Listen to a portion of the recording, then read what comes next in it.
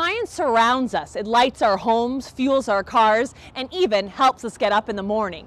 In our day-to-day lives, science takes us to work, keeps us warm at night, and even helps us watch television. Where does it all begin? How does it all work? We're all blinded by science. We all have questions, and we all wonder, why?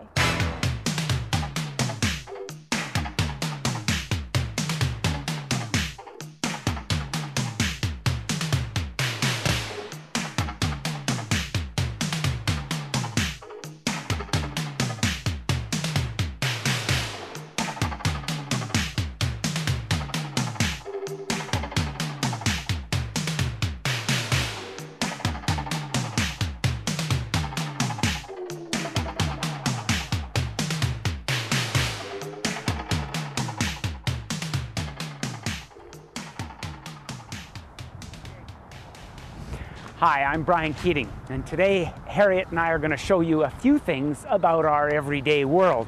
These are everyday things that happen to me and to you and everyone every day. Essentially, it's everyday science. We're going to show you how these things work and why they do what they do. But first, let's join Harriet and find out about something that we use every waking hour of every day. Lights, camera, action. You're able to see me on TV right now because of a very special relationship between your eyes and your brain. If it wasn't for this very special relationship, you couldn't see me on TV right now, or go watch your favorite movie at the movie theater, or type on your computer at work, or even use electrical lights. You'd still be using candles. Wow, what could this be? What makes this all work? Well, we're off to find out. We're going to visit Dr. Don Klein at his vision lab at the psychology department of the University of Calgary. He's going to tell us all about this special relationship, this thing called persistence of vision, and how it's all evolution at work. So, Doctor, why do we have persistence of vision? Well, the human visual system seems to compromise in the sense that it allows us to see both in day and night. And to have a system that works well in low light or dim illumination, it needs to be able to add up light energy over some time. And that seems to be the fundamental reason for the persistence of vision in some sense. The slowness of the system is to add light up over time and thus allow us to see effectively in dim illumination. You can handle about 10 images a second. The reason for that is it takes about 1/10 of a second to get one image from your eye through the optic nerve and up to your brain. This is how film and TV work. Separate images seem to blend into each other, giving you the illusion of motion. It's your brain seeing a series of still images, adding them up together, and telling you it's all one smooth motion. The counterexample to that, of course, is in the old movies where things were very jerky because they didn't have enough frames. So they were below the persistence level of the visual system. As a consequence, people seem to be sort of jerking around, jumping around like the Charlie Chaplin movies. Yeah. There are a lot of common examples or everyday examples of persistence in vision, and you can see that, for example, when children play with a sparkler or a glow stick, or even an adult perhaps waving a cigarette around in a darkened space, you'll see a trace. You can almost write your name out associated with the persistence of that trace in the visual system, and as a result, sort of early parts of the display are added to later ones, and you can actually see in some kind of form a circle or a letter or whatever the kid or adult is drawing. And persistence of vision works the same for lights, incandescent lights to be exact. They're flashing on and off 60 times a second, but we don't see it. Your brain is smearing the flashes together to give you smooth, comfortable light. If they were flashing at, say, 45 times a second, like a strobe light might do, then we have a problem, and you start to see all the flashes. Strobe lights, because of their variable flash rates, may confuse your visual system, giving some people headaches and others seizures. So now I'm going to show you some examples of persistence of vision in action. Just watch the water falling. Concentrate on the rock in the foreground. Now we're going to stop the falls. Watch what happens. Did you see it? You should have seen the falls start to move backwards. Here, let's try it again. Water falling, and stop. Okay, now we're going to use this digital waterfall. You'll be able to see it better this time. Water falling, and stop. This is your brain retaining information, accumulating images. This one is probably the most common persistence effect, the backwards wagon wheel. We've all seen this where the wheel appears to be going backwards as the vehicle goes forward. This only happens when the spokes on the wheel are identical in size and they are turning at a specific rate. Once again, this effect is caused by your brain retaining images, accumulating these images and combining the information. And it presents you with the illusion of backwards motion. In essence, I guess one could think about persistence in vision as a form of memory. A form of memory that, by virtue of fairly slow processing of visual stimuli, allows information to be added up over time. One stimulus to the one that comes after it, for example. In essence, then, this evolutionary mechanism that allows us to add up light over time and see a dim illumination also allows us to see motion in computer screens and television and movies. And thus, in some sense, this evolutionary mechanism was a very helpful one for a variety of other reasons that weren't probably intended by Mother Nature. So next time you're watching a flick, movies were once called flicks because of the flicker. Just remember, all this is a gift from your brain.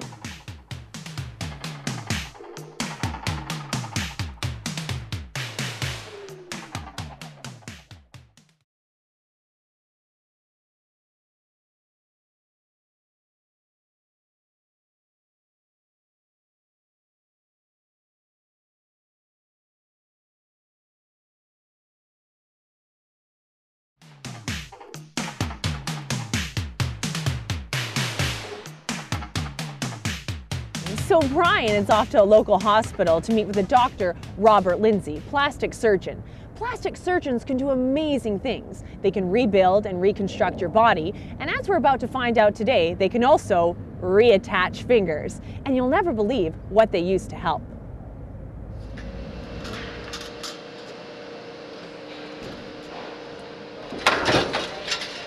Operating a bender machine like this one is pretty routine for a sheet metal worker, but it's still a dangerous job.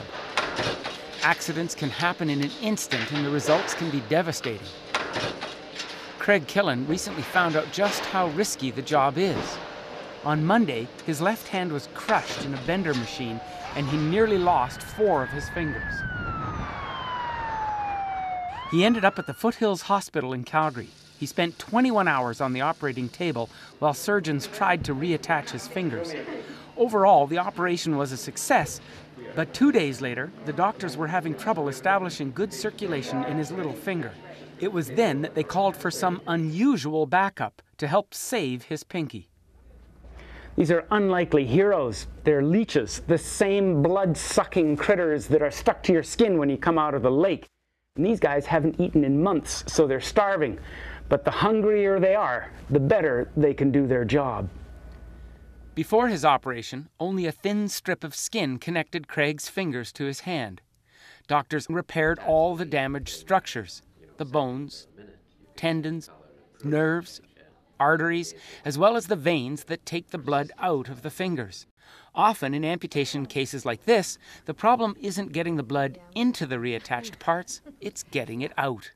And that's where a carefully placed leech can help.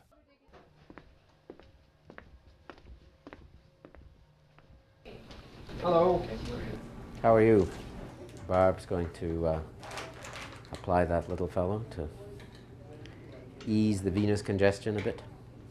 Once the leech latches on, it will suck the pooled blood out of the finger. And that's not all it does to get the blood circulating. Leech saliva contains a very potent blood thinner, or anticoagulant. This keeps the wound site bleeding continuously for an hour or 2 after the leech falls off, which also promotes circulation. All 4 fingers were reattached, and as you can see, 3 of them are relatively pink and 1 of them is more dusky. And the more dusky one has good inflow, but has poor outflow. So the arterial side's okay, and the blood's flowing into the finger, but it's having trouble getting out, so the finger becomes blue and congested. So when the leech is on there, it removes the blood, what would be the outflow blood, and that allows the appropriate vein to begin to grow back together.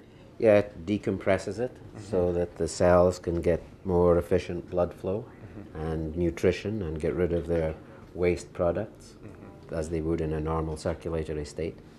With leeches, the effect of the anticoagulant is very localized, restricted to where you put the leech. This is critical in preventing bleeding at other sites that may endanger the patient.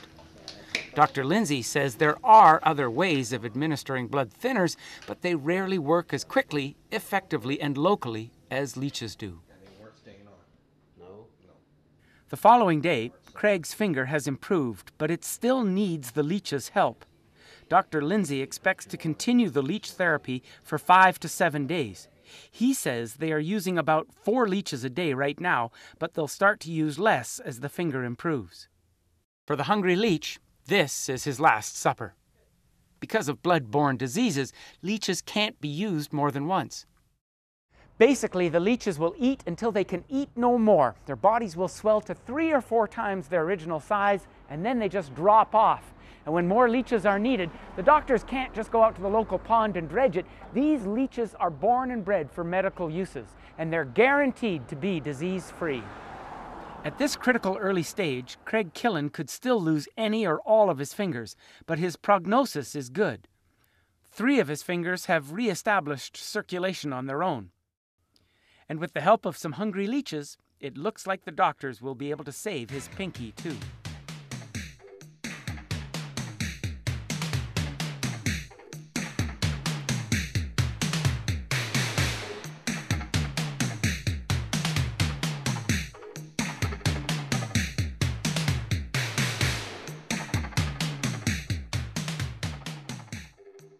Okay, now we have a few facts to tell you about Vaseline. That's right. Are you familiar with this product, Vaseline? I use it all the time. Do you? Yeah. Well, Vaseline is actually made from crude oil.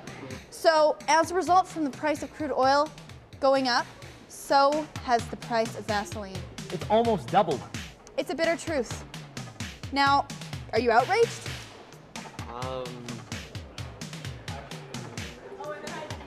Are you? Do I look outraged? Obviously, the strain on your wallet due to increased gas prices has caused a bit of chagrin in your life. Could I say that? Yeah, that would be an accurate statement. Now, did you know that the man that invented Vaseline was named Robert Cheeseborough?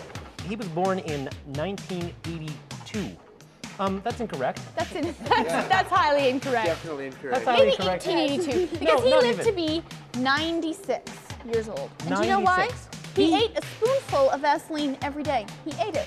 One spoonful. Do you No. want to live long? How much are you willing to pay to make Matt eat it? Dr. Mayland, Dr. Mayland. please. How about I try? Well, Show us the method. Dr. Hildebrandt, Future Dr. Hildebrandt. how much would you two lovely people pay to see Dr. Hildebrandt consume this stick of Vaseline? Oh, they're getting up their wallets. Let's see what we got. Excellent. 3 or 4 Happy? bucks. Dr. Hildebrandt? Done. You need to put more on it though. Oh, All right, well, show the money, load girl. up that Show the dipstick, money. Dr. Hildebrandt. Load How's up that that? dipstick. Oh, That's a little much. Here we go. How about that? Right here, $5. $5. Dr. Hildebrandt. Yeah. Here we go.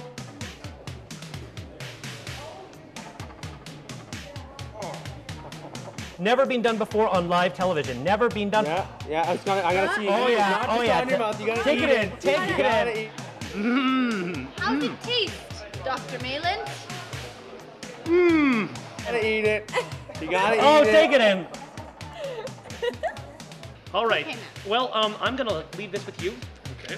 And you maybe can if just you try- consider later on. See if your dog will eat it. Well earned. Well earned.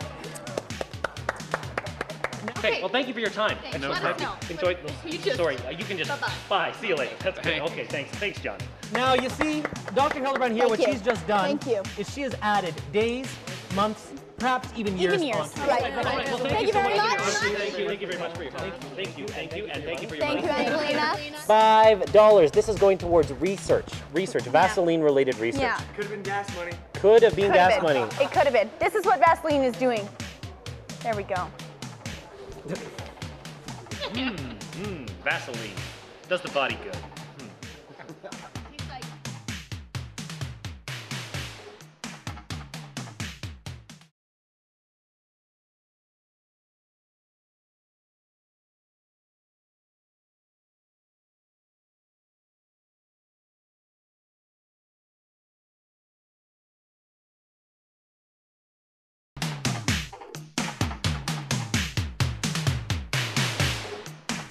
I think it would be pretty neat to get a tattoo. I've been thinking about getting one for a while now. However, I'm still a little bit chicken about it. I mean, does it hurt? All those needles in your arm? Ouch! Well, how does a tattoo stay on your skin? I'm still a little bit confused. I mean, with all the wash and the wear and the sun and the wind, how does that tattoo stay on? So I've got my friend Dave here, and he's actually just inside. And today he's gonna get a tattoo, and we're gonna find out how these things work. So we're here at Smiling Buddha Tattoo, and I'm a bit of a scaredy cat, so I'm not getting a tattoo today, but my good buddy Dave has decided to go underneath the needle. How you feeling? Not too bad. Not too bad. This is your first time, Dave, getting a tattoo. You're not scared? You're not nervous? No. I'm ready to go. Let's stir her up. All right, let's go. Come on. Hello, Dave. Hey, how's it going? Good, man. We're going to have you stand right up here straight. I'm going to fold this up. We'll get the stencil on straight so you can look in the mirror. Make sure it's right where you want it. Okay. Paul uses a common household antiseptic called Dettol to transfer the stenciled artwork onto Dave's arm. Got our little Saint logo right here. Nice. How does that look? Yeah, that's good. That's the location you were thinking of? Yeah, that's a good spot. Cool. Yeah. All right. And I'm going to have your elbow on my knee, just like an armrest. Oh, okay. All right. Now, two things you have to do. I want you to try and relax as much as you can, and don't turn your head while I'm drawing a line. Dave, you can hold my hand if you want. There we go. We'll hold each other's hand. Tattoo artists use a machine which was invented almost 150 years ago by someone you might have heard about. The Edison engraving pencil was designed in the late 19th century, and except for adding electrical power, remains almost unchanged to this day. In fact, Paul says not a lot has changed in tattooing in recent years. I would say that the thing that's changed the most is the medical stuff. Right. You know, when I first started tattooing in the 70s, we didn't wear gloves back then, but then neither did my dentist, you know? Right, yeah. Now what we've done here is outlined the image with a skinny liner machine, and then we're going to use a little bit bigger needle assembly to color it in to make it look like a fat line. Okay. Okay? Is that called blacking? That's called black, yeah? Oh, okay. This is going to just sting for a sec. I'm just getting the last of that little purple stencil off. Okay. So you're halfway through already, man. Wow. Look at that. Now, the basic idea here is to start with the dark colors and finish with the light colors. That way, if the two colors overlap, the newly applied color or the one on the top would be the one you see. How deep does it go into your skin? It just goes about 1/16 of an inch, you know, enough to get through the epidermis into the dermis. Okay. Good. That's why it doesn't peel off or wash off or, you know, because those top layers of skin are dead and they shed constantly, right? Whereas the layer that we're putting it in is the live part of your skin. Paul says that once you get a tattoo, you're stuck with it, except for a few shady methods. Well, there's none of the methods that they use are very good. You know, Now I hear this. Yeah. Sorry, Dave. They use dermabrasion, which is kind of like sanding it off. Okay. And they use incision, where they kind of cut it off. Nowadays, lasers are used for removal. However, lasers leave a burn scar in the shape of the tattoos. I strongly recommend people not to even approach tattooing with the thought that if I get sick of this, I'll take it off later. It's a permanent commitment, and that's probably the thing that people should think about the most when they're getting tattooed. It's not what's it going to feel like, because no matter how much it hurts, it's only temporary. And, you know, for a few minutes in your life, it's not a big deal. These needles can poke your skin up to 1,200 times a minute. Ouch! You can see why Dave is making all those funny faces. There you go. Can you see it there, Dave? Oh yeah, looks good. Cool. Awesome! That was great! No tears, no nothing. Well, that was really impressive of my friend Dave to go underneath the needle like that. But you know what, folks? I'm going to stick with these. What did you learn today, Brian? Well, Harriet, I learned to be very careful with my fingers. Very good advice. And you know what? Next time I go to the movies, it's with a whole different perspective. And you know what? I don't want a tattoo after all. And I don't blame you. We're surrounded by science. It's everywhere. And aren't you glad we're here to tell you about it?